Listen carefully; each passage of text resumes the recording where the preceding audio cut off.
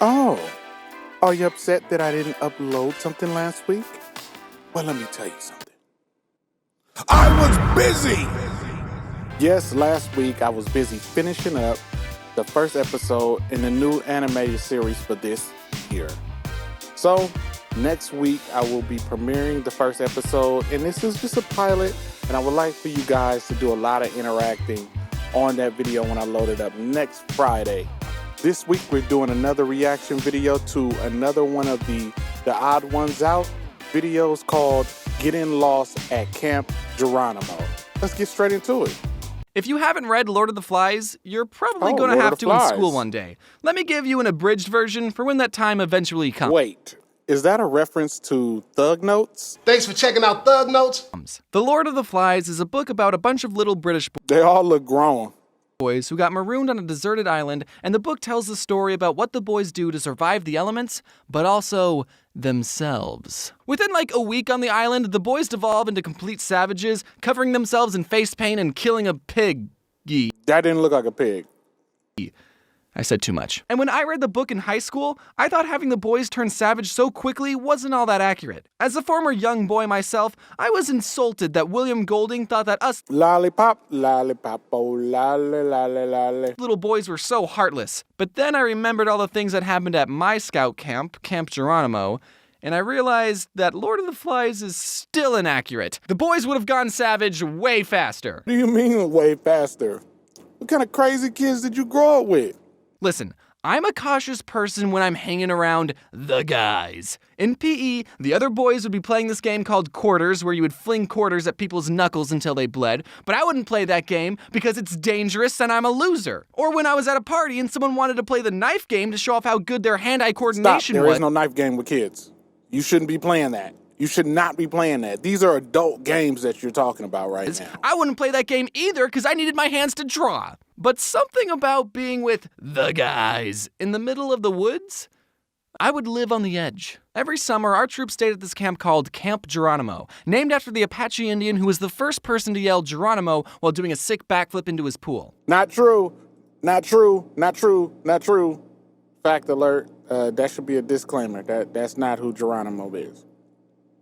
One time, me and a couple other boys, I don't remember who started it, but we were playing with matches, and okay, I know what you're thinking, but nothing bad happened, okay? We just accidentally lit some dried bushes on fire, and it got somewhat out of control, but it's okay, it's fine, okay? We told the scoutmaster that there was a loose fire spreading faster. How do you accidentally light some bushes on fire? Please tell me Then that. we could put it out, and he got everyone in the troop to stomp on it, and we never got in trouble. What were we doing with the matches? Oh, we were just lighting them and throwing them at each other. What kind of game is that? That's not a game. That has never been a game. Yeah, your eyes should be twisted right now. A little slow. Anyway, about 30 other scout troops attended Camp Geronimo, and we would spend a whole week sleeping in tents and earning merit badges. Most of the camp honestly felt like school, but outside. Like, when you got to the camp, you were given a schedule of classes, and for the next 7 days, you would go to those classes and learn and fill out packets and sometimes even have homework. That's how you escape school, by going to camp school. Go Geronimo. Which probably helped us not devolve into savages. I mean, sure, the classes weren't as boring as English or geometry. Geronimo's classes were wilderness survival, kayaking, or bear self-defense. Hey guys, did you ever go to a summer camp?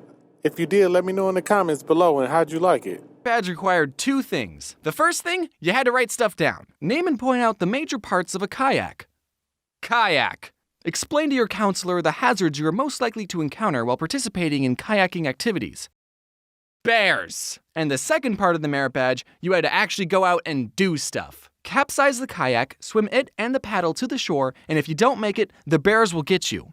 I never got the kayaking merit badge. You had to be at least 12 to go to Geronimo, but you could go as an 11-year-old if a parent was coming with you. And at the time, my dad was a camp counselor. Oh my gosh, I thought his dad was a creepy dude standing behind the little measurement thing. Okay. My birthday was May 14th, and Geronimo was at the end of May, so I barely made the cutoff as the youngest person going. Geronimo was a big step from spending 3 days at Cub Scout day camp to spending a week in the wilderness. What made it worse was I was going to be spending a whole week with all the mean older scouts and my dad. There was this one scout named Paul. When I was 11, he was 15. So naturally, he would pick on me and make fun of me. Ha ha, I get it. I'm small, so I suck. But silver lining, he got fatter.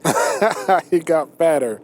The tears in his eyes. And a couple years ago, he reached out to me, and I had been doing the whole YouTube thing for a while. He was off starting his own business, and he wanted to do some business opportunity with me, and I just said, hey, do you want to do my merch? So now he works for me. So kids, if you ever have bullies, just become successful on YouTube and then hire them to sell plushies. He's actually a really good merch guy. He gets all my stuff into these retail stores. So if you see a Floof plushie at Hot Topic, you can say, thanks, Paul. Bullies really do make a difference. Anyway, self-promotion aside, my first year at Geronimo, I was a little bit on the very young side compared to everyone else. I was taking a class called orienteering. The class taught us how to read maps and use a compass. And one day it was time for our class to go on a scavenger hunt thing. We were given a list of places we had to go to, and we were supposed to use our compass and count our paces to get to each specific location. Compasses don't work like that, and so I see lost in your future. Then when we got to our destination, there would be a marker somewhere, and we would have to write down what that marker was. There were 10 different markers that we had to find, and the course was supposed to lead us in a circle. The leader who was in charge of our group and the compass was an older scout named Paul. It wasn't the merch guy Paul, but I think it would be funnier if it was. But it wasn't. Why would you do him like that? You already have him slaving for you. Our group set off to the first location. Having a compass and counting your steps isn't the most accurate way of navigation, but we weren't allowed to use Google Maps, so. When we got to the spot, we had to look around for a little bit to find the marker, but we eventually found it, and then we were off to the second location. That was not a marker. This time, the marker was harder to find. The spot we landed on was pretty far from where the marker actually was. At the third location, we couldn't find the marker. But we did see this reflective sign on a tree, and we figured that's what the marker was supposed to be, so we wrote it down. At this point, I decided to grab my own compass and give it a try. My compass pointed in a direction that was a little bit off from Paul's direction. Not by a whole lot, but just enough. Say something. Everybody just fell off the side of a cliff. Say something. But remember, I was the little kid. Nothing I said mattered. Paul said things to me like, oh, you don't know how to use a compass. I bet yours is broken. I'm never going to work for you one day. And you know what?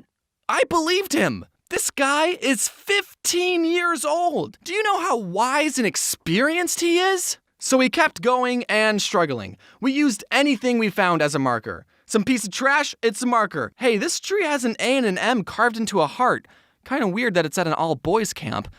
Do you think that it's a marker? Eventually, we all had to admit that we were completely lost. As I predicted, that is your future. The other boys told Paul to hand over his compass, and Paul reached into his pocket, pulled out his compass, and 2 buzz magnets. Buzz magnets are magnets that are shaped like a bullet, and you can throw them up in the air, and they make this cool buzzing sound. They sold them at the camp store, so that's why Paul had them. And everyone immediately figured out why we were lost. No, Paul. That's not Paul. Let's not call him Paul, but Charles. That is just not smart. For those of you who don't know how compasses and magnets work, I don't know either. I think it has something to do with them coming from outer space. A compass is supposed to point to the magnetic North Pole, and a magnet will mess up the direction a compass is supposed to point in. Paul's compass wasn't pointing to his pants the whole time. We would have been suspicious if that had happened. But because his compass was right next to a magnet, it got uncalibrated. And then we all got lost in the woods and died. And that's why I don't have an orienteering merit badge. I was upset because my compass probably wasn't broken, but I didn't stand up for myself. Because I don't do that. I have more Camp Geronimo stories, like the time me and my friend threw a Ziploc bag full of water at the older kids' lean-to, and then I ran away so fast that I threw up. But I already did a video about that, and it's 5 years old, and it's very bad, and you're not allowed to watch it. I'm going to watch it now, without you guys. It's 5 years old, and it's very bad, and you're not allowed to watch it. So the moral of this video is, just because you're young doesn't mean you're stupid. but it does mean you make bad videos on YouTube. Also, check your pockets before going orienteering. Going orienteering. Sounds like a tongue twister. Going orienteering. Going orienteering. Going orienteering. Going orienteering. Man, that was a good video. I would really like to know if you guys have ever been to a summer camp and what it was like for you guys. I want to know what it's like. Maybe I should buy my own summer camp. Well, anyway, don't forget to look out for next week where we premiere the first episode of the new animated series. I'm telling my mom.